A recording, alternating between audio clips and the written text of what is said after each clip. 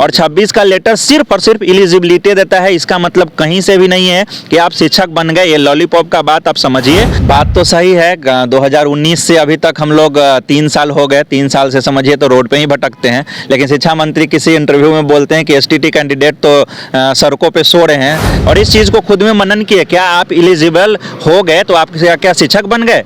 क्या आपको नियुक्ति पत्र मिल जाएगा? नमस्कार, मैं अभिषेक, आप देख रहे हैं NBC 24 न्यूज़। अभी हम शिक्षा मंत्री विजय चौधरी के आवास के बाहर, और यहाँ पे हमें मिले एसटीटी अभ्यर्थी सुशील। लगातार आप लोग आंदोलन कर रहे हैं, 80,000 से भी ऊपर एसटीटी अभ्यर्थियों की संख्या है। शिक्षा मंत्री विजय चौधरी से मिलने आए थे, क्या हुआ?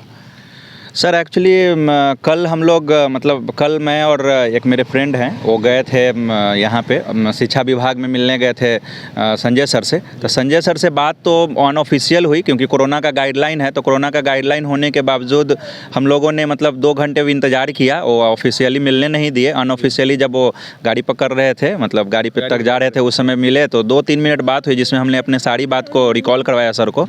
पहले भी बहुत बार संजय सर से 30-40 बार मिल चुके हैं। फिर से रिकॉल करवाया कि सर 7th फेज कब से स्टार्ट हुआ, तो वो बोल रहे थे कि अप्रैल के आसपास स्टार्ट हो जाएगा। उसके बाद फिर ऑनलाइन सेंट्रलाइज की बातें की। फिर कुछ सब्जेक्ट में प्रॉब्लम है, CS हो गया और सोशल साइंस में 2 प्रॉब्लम है। तो उसके लिए हम लोगों ने बिहार गजट भी सबमिट किया है, एक एप्लीकेशन दिया है, जिसमें हमारी प्रमुखता से 2 मांग ही हमेशा रहा है। आंदोलन भी इतना करते हैं तो प्रमुखता से 2 मांग रहा है।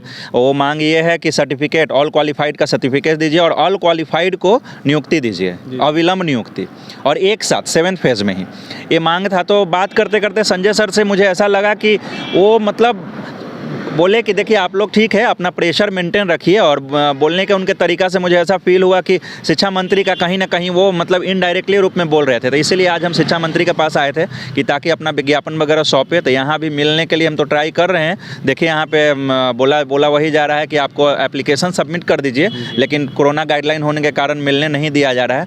ये मेन बात, इसीलिए हम लोग आज यहाँ पे, जो कल बोला गया था, इसीलिए हम आज यहाँ पे शिक्षा मंत्री के पास आए हैं और मिलेंगे, एप्लीकेशन वगैरह जरूर सबमिट करेंगे। बीते दिनों विपक्ष के नेता संदीप सौरभ से भी आप लोग मिलने गए थे। वहाँ पे संदीप सौरभ ने आप लोगों को आश्वासन दिया था कि सत्र स्टार्ट होगा तो आप लोगों की आवाज़ उठाएंगे हम जी।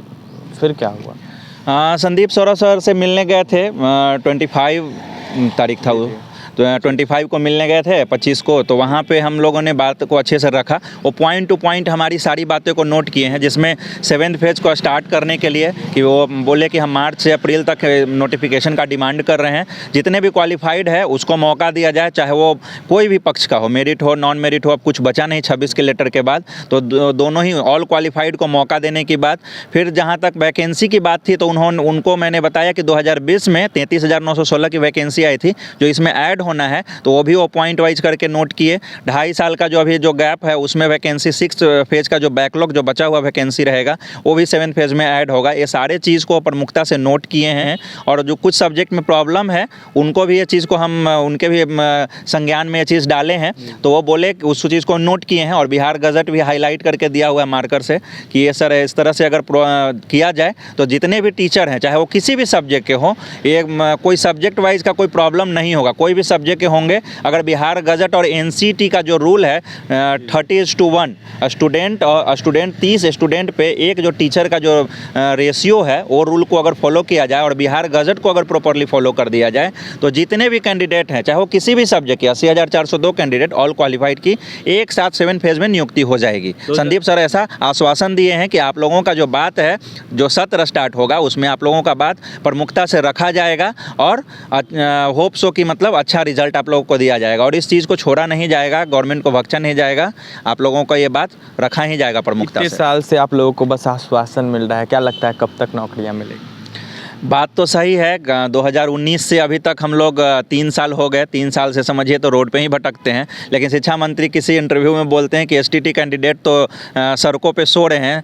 उनको इस तरीके का पद का गरिमा रखते हुए, और हम लोगों ने जिस तरीके से हमेशा मिले हैं इन शिक्षा मंत्री से, शिक्षा विभाग के अपर मुख्य सचिव जो संजय सर हैं उनसे, और शिक्षा विभाग के जितने भी अधिकारी हैं उन सभी से हम लोग रेगुलर मिलते रहते हैं, और महीना में कम से कम 2 या 3 आंदोलन करते हैं। तो इस तरह से बोलना ये अच्छा नहीं लगता है कि ये बोलें कि हाँ STT कैंडिडेट सो रहे हैं, वो अगर 26 का लेटर निकाल के हम लोगों के बहुत उपकार नहीं किए हैं, वो हमारा राइट था, लेकिन हम लोगों को सिर्फ 26 के लेटर जो लॉलीपॉप दिया गया है उसके भरोसे नहीं रहना है। उसमें क्या किया गया है कि 26 का लेटर में सिर्फ और सिर्फ आपको एलिजिबल घोषित कर दिया गया है कि दोनों लोग नियोजन में जाने के लिए एलिजिबल हैं। ऑल क्वालिफाइड 80,402 को अप्लाई करने का एलिजिबिलिटी मिल गया है। लेकिन हमारे साथियों से मैं ये कहना चाहता हूँ, 38 जिला बिहार के जितने भी साथी हैं जो STT अभ्यर्थी हैं, उनसे हम ये कहना चाहते हैं कि आप इस चीज़ को सोचिए और इस चीज़ को खुद में मनन किए। क्या आप एलिजिबल हो गए तो आप क्या शिक्षक बन गए?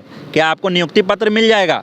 तो ये चीज़ बिल्कुल भी नहीं है, आपको भी पता है। और एक इंटरव्यू में NBC का ही वो इंटरव्यू था जिसमें एक महिला ले रही थी, उनके साथ ही बोला गया था कि एलिजिबिलिटी का ये मतलब नहीं होता है कि आप टीचर बन गए। तो ये शिक्षा मंत्री का बात है, उस चीज़ को समझिए बातों को। और जितने भी क्वालिफाइड हैं, जब आंदोलन होता है तो NTPC में जिस तरीके का भीड़ जमा करके 2 से 3 दिन में गवर्नमेंट को नील डाउन ला दिया, यहाँ तक PMO तक बात चली गई, तो आप उस तरह का भीड़ यहाँ पे भी 10-20 हज़ार की संख्या में अगर ये भीड़ यहाँ भी STT कैंडिडेट में भी आते हैं तो हम गवर्नमेंट को झुका के, और जितने भी क्वालिफाइड हैं 80,402 उनकी हम नियुक्ति का मांग, और एक फेज़ में 7th फेज़ में ही एक साथ अविलंब नियुक्ति का मांग हम अवश्य कर सकते हैं। और हमारी मांगों को उनको मानना पड़ेगा क्योंकि हमारा मांग जेन्युइन है और संख्या भी, टीचर का वैकेंसी भी बहुत है, 3 लाख प्लस वैकेंसी पड़ा हुआ है। तो हम लोगों को ये चीज़ जेन्युइन चीज़ है और वो मानेंगे भी। अगर हम वो संख्या बल दिखाते हैं आंदोलन में तो फिर आप किसी भी तरीके का कोई प्रॉब्लम नहीं होगा। और 26 का लेटर सिर्फ और सिर्फ एलिजिबिलिटी देता है, इसका मतलब कहीं से भी नहीं है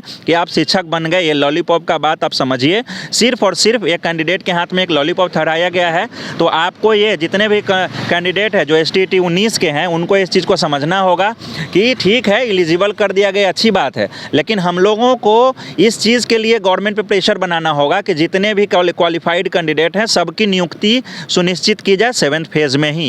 ये 38 जिला के कैंडिडेट को समझना होगा, जिसके लिए भारी संख्या में 7 फरवरी को हम लोगों का प्रस्तावित डेट है आंदोलन का, उसमें आप सभी को भारी संख्या में आकर इस मुहिम को सक्सेसफुल बनाना होगा ताकि हम गवर्नमेंट को नील डाउन NTPC जैसे छात्र ने किया है उसी तरीके से हम लोग भी नील डाउन करके और सबको नियुक्ति सुनिश्चित करवाया जाए। बिल्कुल देख सकते हैं STT अभ्यर्थी सुशील थे हमारे साथ। क्या कुछ कहना था आपने सुना। शिक्षा मंत्री विजय चौधरी से मिलने आए थे, लेकिन विजय चौधरी अभी सक्षम नहीं है मिलने के लिए। अंदर से बात निकल के आई कि अभी हम नहीं मिल सकते हैं, बाद में मिलेंगे, ऐसा कुछ कहना था। सुशील गए थे, अपर मुख्य सचिव संजय सर से मिलने भी गए थे, तो उन्होंने कहा कि अप्रैल तक घोषणा होगी, 7th फेज़ का जो नोटिफिकेशन होगा वो जारी होगा। क्या कुछ कहना था सुशील का आपने सुना। 80,000 से भी ज़्यादा संख्या इन लोगों की लगातार पटना की सड़कों पर रहते हैं। अब देखना ये होगा कब तक इनकी बहाली होती है और कब तक इनको रोज़गार मिलता है। और भी तमाम खबरों के लिए बने रहे NBC 24 न्यूज़ के साथ। हमारे चैनल को सब्सक्राइब करें, पेज को लाइक करें। बहुत बहुत धन्यवाद।